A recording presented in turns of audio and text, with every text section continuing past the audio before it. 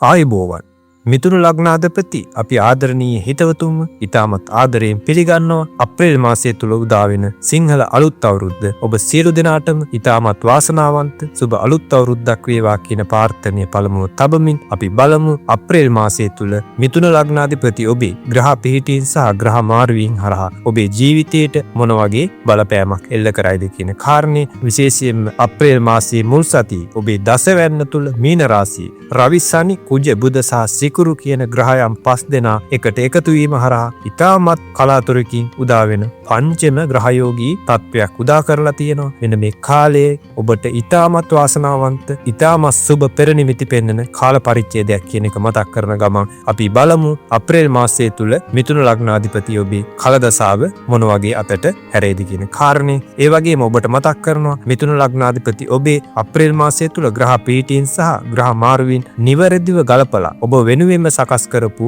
සුබ නැකත් කිහිපයක් අපි වීඩියෝ එකක් විදිහට channel එකේ පළ කරලා තියෙනවා. මේ වීඩියෝ එකත් බලන්න. එහෙම වුණොත් ඔබට අප්‍රේල් මාසයේ තුල ඔබේ ව්‍යාපාරික කටයුතු, ඔබේ අධ්‍යාපනික කටයුතු, ඔබේ කෘෂිකාර්මික කටයුතු සුබ මුහුර්තයකින් ආරම්භ කරලා වාසනාවන්ත කාල පරිච්ඡේදයක් බවට මේ අප්‍රේල් මාසයේ පරිවර්තනය කරගන්න පුළුවන්. ඒ වගේම ඔබ මේ දේත් මතක තියාගන්න අපි මේ ඉදිරිපත් කරන ලග්න පලාඵල විස්තරය මිථුන ලග්නයේ උපන් ඔබ සියලුම දෙනා වෙනුවෙන් ඉදිරිපත් කරන පොදු ලග්න පලාඵල විස්තරයක්. මේ ලග්න පලාඵල විස්තරය ඉදිරිපත් කරද්දී දෘක් පංචාංගය සහ වාක්‍ය පංචාංගය කියන ක්‍රම කිහිපයෙන්ම කරුණු එකතු කරලා තමයි අපි ඔබට ඉදිරිපත් කරන්නේ. ඒ වගේම මේ පොදු ලග්න පලාඵල විස්තරයක් නිසා ඔබ මතක තියාගන්න ඕන කාරණේ තමයි ඔබේ පෞද්ගලික කේන්ද්‍ර සටහන් මත ඔබේ කර්ම ශක්තියින් මත මෙහි නොගැලපෙන තැන් හමු වෙන්න පුළුවන්. හැබැයි මතක තියාගන්න මේ ලග්න පලාඵල විස්තරය තුල ඉදිරිපත් කරන කාරණාවලින් 60% සම්භාවිතාවයකින් හරි ප්‍රමාණයක් ඔබේ ජීවිතයට බලපාන නිසා මේ ලග්න පලාඵල විස්තරය හොඳින් අහලා සුබ දේවල් අහලා සතුටු වෙනවා වගේම අසුබ දේවල් කලින්ම තේරුම් අරගෙන පෙර සූදානමක් ඇති කරගන්න ඔබට පුළුවන් වුණොත් මේ අප්‍රේල් මාසයේ මිථුන ලග්නාධිපති ඔබට ඉතාමත් වාසනාවන්ත කාල පරිච්ඡේදයක් බවට පරිවර්තනය කරගන්න පුළුවන්. එහෙනම් අපි බලමු අප්‍රේල් මාසයේ තුල මිථුන ලග්නාධිපති ඔබේ ග්‍රහ පිහිටීම මොන වගේද තියෙන්නේ කියන කාරණේ. ඊට කලින් අමතක කරන්නේ නැතුව අපේ channel එක subscribe කරලා තියාගන්න. එහෙම වුණොත් අපි වීඩියෝ එකක් දාපු සැනින් එසනින් ඔබට ලබා ගැනීමේ හැකියාව තියෙනවා.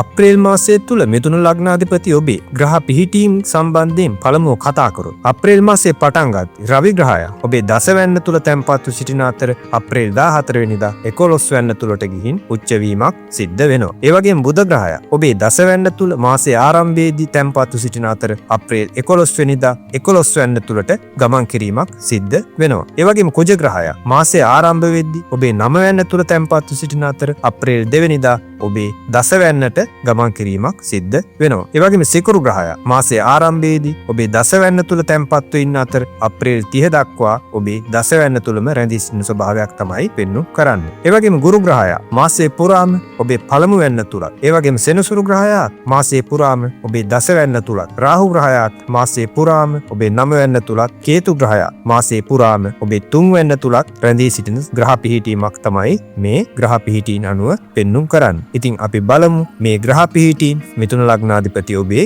ජීවිතයට මොන වගේ බලපෑමක් එල්ල කරයිද කියන කාරණේ. ඒ වගේම මේ අප්‍රේල් මාසයේ මුල් සතියේ ඔබේ දසවැන්න තුල මීන රාශිය තුල රවි සනි කුජ බුධ සහ සිකුරු යන ග්‍රහයන් 5 දෙනා එකට එකතු වෙලා ඉතාමත් කලාතුරකින් උදා වෙන පංචම ග්‍රහයෝගී තත්වයක් උදාපත් කරලා තියෙනවා. පරාසර හෝරා ශාස්ත්‍රයට අනුව මේ පංචම ග්‍රහයෝගී තත්ත්වය ඔබට ඉතාමත් වාසනාවන්ත ඔබේ ජීවිතයේ වාසනාවන්ත පෙරලියකට ඇද දමන භාග්‍යවත් යෝගයක්. ඉතින් අපි මේ ග්‍රහ පිහිටීන් සහ මේ ග්‍රහ මාරුවීන් මිථුන ලග්නාධිපති ඔබේ ව්‍යාපාරික ජීවිතයට, ඔබේ පෞද්ගලික ජීවිතයට, ඒ වගේම ඔබේ අධ්‍යාපනික ජීවිතයට සහ සෞඛ්‍ය ජීවිතයට මොන වගේ බලපෑම් එල්ල කරයිද කියන කාරණේ එකින් එක ක්‍රමානුකූලව සරලව කතා කරමු.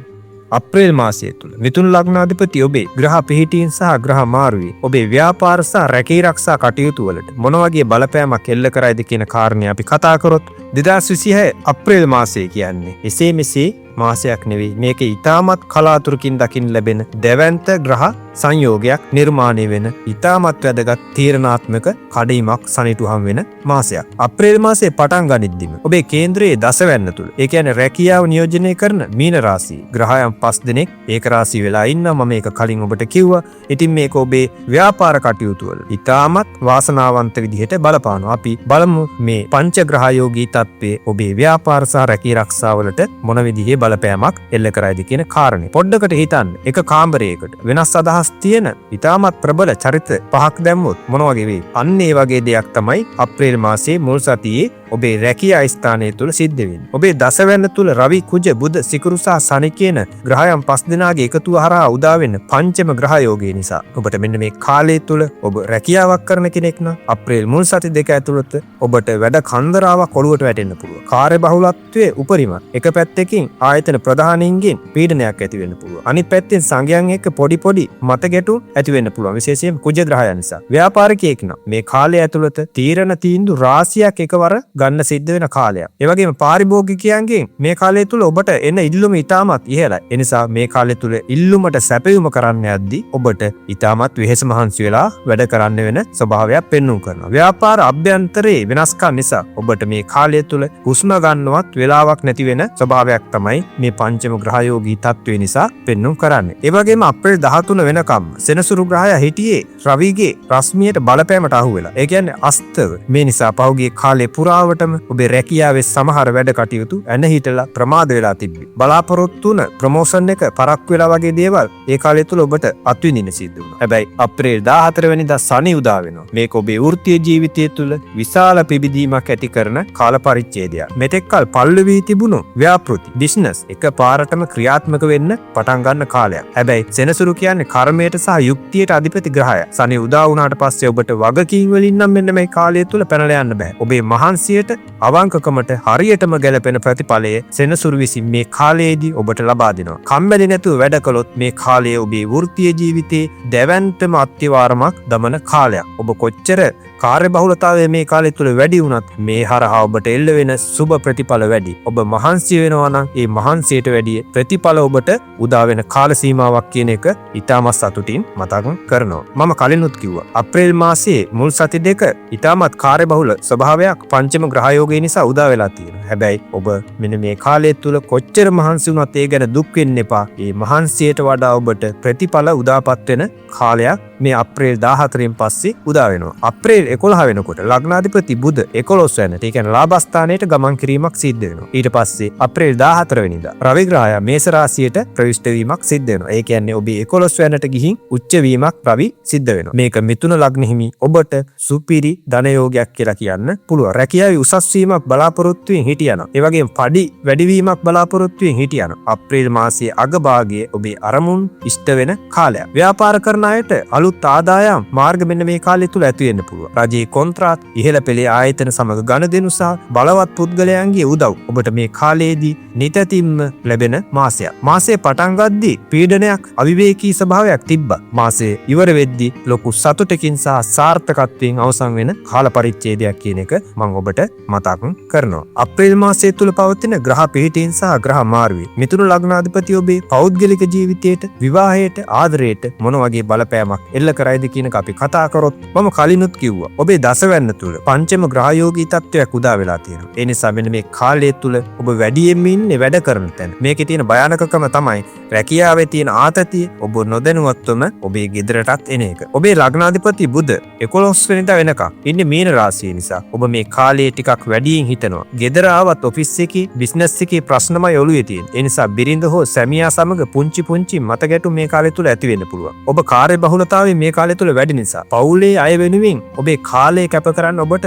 නොහැකි වෙන්න පුළුවන්. ඒ නිසා මාසයේ මුල් භාගයේදී වැඩ කටයුතු සහ පවුල සමබරව බැලන්ස් කරගන්න එක ඔබේ අතේ තිබෙන ඔබේ දක්ෂතාවය මත තීරණය වෙන කාරණයක්. හැබැයි බය වෙන්න එපා. ඔබට ලොකු සහනයක් මේ ග්‍රහ පිහිටින් එක පෙන්වුම් කරනවා. ඒ තමයි සිකුරු ග්‍රහය දසවැන්නේ උච්ච වෙලා ඉන්න එකයි ගුරු ග්‍රහය ඔබේ ලග්නයේ මේ ඉන්න එකයි ඔබට ඉතාමත් වැදගත්. ඔබ රැකියාවේ කොච්චර කාර්යබහුල වුණත් සිකුරුගේ බලය නිසා ඔබේ සහකරු හෝ සහකාරිය ඔබට උපරිම සහයෝගයක් මෙන්න මේ කාලය තුර දෙන ස්වභාවයක් පෙන්වුම් කරනවා. ඔබේ විවාහ ජීවිතය තුළ යම් ප්‍රශ්න මත ගැටුම් තිබ්බනම් ගුරු ග්‍රහයා ලග්නයේ ඉන්න නිසා ඒ ප්‍රශ්න බුද්ධිමත්ව විසඳ ගන්න ඔබට මෙන්න මේ කාලය තුල අවස්ථාව උදා වෙනවා. ඒ වගේම අවිවාහක අයට විවාහ යෝජනා ස්ථිර වෙන්නත් මෙන්න මේ කාලේ ඉතාමත් සුබයි. ගුරු ග්‍රහයා ලග්නයේ බලන නිසා ඔබේ පෞරුෂය මේ කාලය තුල ඉහළ යනවා. ආදර සම්බන්ධතා පවත්වන අයට මේ මාසයේ ඉතාමත් ආදරණීය එකක් බව ඔබට මතක් කරන්න ඕනේ. මොකද 10 වැන්නේ උච්ච සිකුරු ඔබට සමාජීය ගෞරවය ඒ වගේම ඔබට ආදරයත් රැගෙන එන ස්වභාවයක් තමයි මේ ග්‍රහ පිහිටීම එක්ක පෙන්වුම් කරන්නේ. අප්‍රේල් මාසයේ තුල පවතින ග්‍රහ පිහිටීම් සහ ග්‍රහ මාරුවීම් අපේ අධ්‍යාපනය හදාරන මිථුන ලග්නාධිපති දුවදරියන්ට මොන වගේ බලපෑමක් ඇති කරයිද කියන එක කතා කරොත් ඔබ පාසල් යන දරුවෙක් වෙන්න පුළුවන්, ඔබ විශ්වවිද්‍යාල ශිෂ්‍යයෙක් වෙන්න පුළුවන්, එහෙම නැත්නම් වෘත්තීය විභාගයකට සූදානම් වෙන කෙනෙක් වෙන්න පුළුවන්. ඉතින් අප්‍රේල් මාසය කියන්නේ මිථුන ලග්න හිමියන්ගේ ඥානය සහ ප්‍රඥාව කියන දෙකම අතිශය ප්‍රබල වෙන මාසයක්. ඔබේ ලග්නයේ තුලම බ්‍රහස්පති ග්‍රහයා ගමන් කරන මේ කාලය තුල අධ්‍යාපනයට ඉතාමත් සුබ බවක් තමයි පෙන්වුම් කරන්නේ. ඔබේ පළමු යන්නේ ඔබේ ලග්නයේ තුල රැඳී සිටින්නේ ගුරු ග්‍රහයා. අධ්‍යාපනයට අධිපති ග්‍රහයා ලග්නයේ ඉන්නවා කියන්නේ ඔබට සහජයෙන්ම ඉගෙනීමට ලොකු උනන්දුවක් සහ ධාරණ ශක්තියක් මේ කාලය තුල ලැබෙනවා කියන එක. ඒ නිසා මෙන්න මේ කාලය තුල සතුරු වෙන්න ඔබේ අධ්‍යාපනයට ඉතාම සුබ කාල පරිච්ඡේදයක් කියලා මම නැවතත් ඔබට මතක් කරනවා. අමාරු විෂයන් පවා ඉතාම සරලව තේරුම් ගන්න මේ කාලය තුල ඔබට හැකියාව ලැබෙනවා. ඔබ පහුගිය කාලය තුල ඉගෙනීමේ වැඩ අතපසු කරලා හිටියනවා. ඒවා ආපහු පටන් ගන්න අප්‍රේල් මාසයේ තරම් හොඳ කාලයක් තවත් නැහැ. ඒ නිසා මෙන්න මේ කාලය තුල ඔබ අලුත් හුස්මක් කරන් ඔබ අතරමඟින් නතර කරලා දාපු අධ්‍යාපනික කටයුතු නැවත පටන් ගන්න. ඒ අනිවාර්යෙන් තාමත් වාසනාවන්ත ඉදිරියට කරගෙන යෑමේ හැකියාව මේ අප්‍රේල් මාසයේ තුල ග්‍රහ පිහිටීම් එක ඔබට උදා කරනවා. අපි බලමු අප්‍රේල් මාසයේ තුල පවතින ග්‍රහ පිහිටීම් සහ ග්‍රහ මාරුවීම් අපේ මිථුන ලග්නාධිපති ඔබේ සෞඛ්‍ය ජීවිතයට මොන වගේ බලපෑමක් එල්ල කරයිද කියන කාරණේ. අප්‍රේල් මාසයේ මුල් සති දෙකේ ඔබේ ලග්නාධිපති බුධ ග්‍රහයා මීන රාශියේ ඉතාමත් දුර්වලව නීචව සහ සෙනසුරු සමග පීඩාවට පත් වෙලා ඉන්නේ. මේකේ බලපෑම ගැන අපි කතා කරොත් මේ කාලේ ඔබට අධික මානසික වෙහෙස, අමතක වීම සහ තීන්දුව తీරන ගද්දී ඇතිවෙන ව්‍යාකූලතා ඇති වෙන්න පුළුවන්. විශේෂයෙන්ම රාත්‍රී නිින්ද පිළිබඳ ගැටලු මේ කාලය තුල ඇති වෙන්න පුළුවන්. මොකද ඔබේ ඔළුවේ වැඩිපුරම මේ කාලේ වැඩ කරන්නේ රැකියා ස්ථානයේ ප්‍රශ්න, අධ්‍යාපනය ආධාරණ කෙනෙක් නම් තමන්ගේ අධ්‍යාපනික කටයුතු සම්බන්ධ ප්‍රශ්න මෙන්න මේ කාලය තුල ඔබේ හිතේ වද දෙන කාලයක්. ඒ ගැන දුක් වෙන්න එපා. මොකද ඒක ඉතාමත් හොඳයි. ඒ නිසා මේ කාලය තුල ඔබට නිින්ද නොයෑමේ ගැටලු ඇති වෙන ප්‍රවණතාවයක් තමයි පෙන්වුම් කරන්නේ. ඒ නිසා මේ කාලය තුල හිත සැහැල්ලු කරන භාවනාවක හෝ ආගමික වතාවත්වල යෙදීම අතිශය වැදගත්. කුජ ග්‍රහයා අප්‍රේල් 2 වෙනිදා ඉඳලා ඔබේ දසවැන්නේ ගමන් කරනවා. දසවැන්න එවත් මීන රාශියේ නියෝජනය වෙන්නේ පාද සහ වකුගඩු ආශ්‍රිත ප්‍රදේශ. සෙනසුරුත් එතනම ඉන්න නිසා වෙනදාට වඩා පාදවල වේදනාව, සංදීදිමීන් හෝ අධික ලෙස ඇවිදීම නිසා ඇතිවන පීඩාව ගැන මෙන්න මේ කාලය තුල කල්පනාකාරී වෙන්න. ඔබ කලින් සිටම වාත රෝග හෝ කොන්දේ අමාරු වලින් පීඩා විඳ කෙනෙක් නම් අප්‍රේල් මාසයේදී ඒ ගැන වැඩිපුර සැලකිලිමත් වෙන එක ඉතාමත් සුබයි. විශේෂයෙන්ම අප්‍රේල් 14 වෙනකන් සෙනසුරු අස්තව ඉන්න නිසා පරණ ලෙඩ නැවත ඉස්මතු වෙන්න පුළුවන්. පුංචි අවදානමක් මේ කාලය තුල පෙන්වුම් කරනවා. මේ මොන දේ වුණත් මේ මාසයේ තුල ඔබට තිබෙන ලොකුම වාසනාව තමයි ගුරු ග්‍රහයා ඔබේ ලග්නගතව සිටින එක. ජ්‍යොතිෂය තුල සඳහන් කරන්නේ ලග්නයේ තුල ගුරු ග්‍රහයා ඉද්දී දෝෂ ලක්ෂයක් ආවත් ඒ සියල්ල නැසන තරම් ප්‍රබල බලපෑමක් ඇති කරනවා කියලා. ඒ නිසා මොන ග්‍රහ බලපෑම ආවත් ඔබට බරපතල අනතුරක් හෝ සුව කළ නොහැකි රෝගයක් ඇතිවීමට ගුරු මේ කාල සීමාව තුල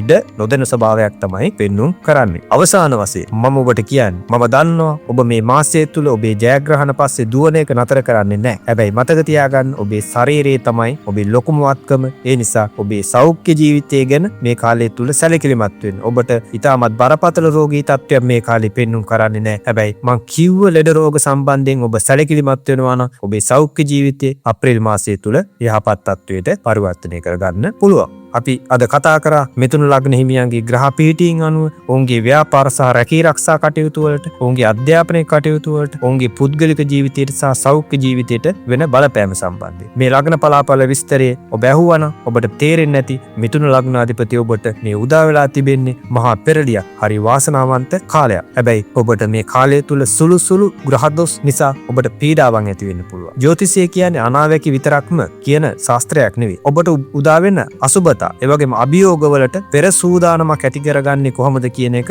ජ්‍යොතිෂයේ හරහා උගන්වනවා. එහෙනම් අපි බලමු මේ අප්‍රේල් මාසය තුළ මිථුන ලග්නාධිපති ඔබට උදා වෙන ග්‍රහ දෝෂ සමනය කර ගැනීමට ජ්‍යොතිෂය තුළ ඔබට කියා දීලා තියෙන වත් පිළිවෙත් මොනවාද කියන කාරණේ. මේ මාසය තුළ ඔබට උදා වෙන ග්‍රහ දෝෂයක් තමයි ඔබේ දසවැන්න තුළ සනි සහ කුජ එකට ඉන්න එක. මෙන්න මේ කාලය තුළ රැකියාවේදී පොඩි ගැටුම් ඇති වෙන්න පුළුවන්. විශේෂයෙන්ම අප්‍රේල් 14 වෙනකම් සනි අස්තව ඉන්න නිසා මේ කාලය තුළ ඔබට පීඩනය වැඩිපුර දැනෙන්න පුළුවන්. මේ වෙනුවෙන් ඔබට සෙනසුරාදා දවස්වල හවස් කාලේ එළඟි තෙල් හෝ අබ තෙල් පහනක් බෝධීන් වහන්සේ අසල දල්වලා වන්දනාමාන කරලා හැකි හැම විටම මෝර පිරිත සහ ජය පිරිත ශ්‍රවණය කරන්න. එහෙම නැත්නම් සජ්ජායනය කරන්න පුළුවන්. ඒ වගේම රැකියා ස්ථානයේදී හෝ නිවසේදී ඔබ යටතේ වැඩ කරන සේවකයන්ට හරි දුප්පත් අසරණ අයට ආහාර වේලක් මේ කාලේ තුල දෙන්න පුළුවන්. සෙනසුරු හරහා මේ කාලය තුල ඇති කරන බලපෑම ඔබට සමනය කරගන්න ඉහළ අවස්ථාවක් තියෙනවා. ඒ වගේම අප්‍රේල් මාසය තුළ මිථුන ලග්නාධිපති ඔබේ බුධ මාසයේ මුල් භාගයේ දුර්වලව ඉන්න නිසා ඔබ ගන්න තීන්දුව తీරන වැරදෙන්න පුළුවන්. ඒ වගේම බ්‍රහස්පති ග්‍රහයා ලග්නයේ ඉන්න නිසා ඔබ බ්‍රහස්පතිගේ බලය වැඩි කරගත්තොත් ඔබට මේ හැම ග්‍රහ දෝෂයකින්ම බේරෙන්න පුළුවන් අවස්ථාවක් තියෙනවා කියන ජ්‍යොතිෂය තුළ උගන්වලා තියෙනවා. ඉතින් අපි බලමු ගුරුගේ බලය වැඩි කරගන්න ඔබට මෙන්න මේ කාලය තුල කළ හැකි වත්පිළිවෙත් මොනවාද කියන කාරණේ. ඔබට පුළුවන් නම් බදාදා දවස්වල බුදුන් වදිද්දි නිල් හෝ කොළ පැහැති මල් පූජා කරන්න. ඒක ඉතාමත් සුබයි. ඒ වගේම මේ කාලය තුල කුඩා දරුවන්ට එහෙම නැත්නම් ඉගෙන ගන්න දරුවන්ට පොත්පත් උපකරණ පරිත්‍යාග කිරීම තුලින් බුදගේ දෝෂය ඔබට නිවාරණය කරගන්න පුළුවන්. ඒ වගේම ඔබට ඔබේ ගුරු ග්‍රහයාගේ බලය වැඩි කරගන්න බ්‍රහස්පතින්දා දවස්වල බුදුන් වේදලා කහ පැහැති මල් සහ ගිලම්පස පූජා කරලා ඔබේ ගුරුවරුන්ට සහ වැඩිහිටියන් මතක් කරලා එයාට පින් දෙන්න පුළුවන්. ඔබට ලග්නගත ගුරු ග්‍රහයාගේ බලය දෙගුණ තෙගුණ කරගැනීමේ හැකියාව උදා වෙනවා. මතක තියාගන්න. වත්පිළිවෙත් කියන්නේ චාරිත්‍රයක් විතරක් නෙවෙයි. ඒ හරහා ඔබේ මනස සංසුන් කරගන්න පුළුවන්. ඒ වගේම ධනාත්මක ශක්තියින් ඇති කරගන්න පුළුවන්. ඉතින් ඔබේ මනස ධනාත්මක වුණොත් මොන අභියෝග මැද වුණත් නිවැරදි ප්‍රතිපත්තියක ගමන් කරොත් මෙන්න මේ අප්‍රේල් මාසයේ මිථුන ලග්නාධිපති ඔබට ඉතාමත් සුබ කාල පරිච්ඡේදයක් කියන එක මම අවසාන වශයෙන් මතක් කරනවා. මේ ලැබුවා වූ සිංහල අලුත් අවුරුද්ද ඔබ සියලු දෙනාටම සුබ අලුත් අවුරුද්දක් වේවා කියන ප්‍රාර්ථනය තබමින් මම නිහඬ වෙනවා. ඔබ සියලු දෙනාටම ආයු බෝවන්.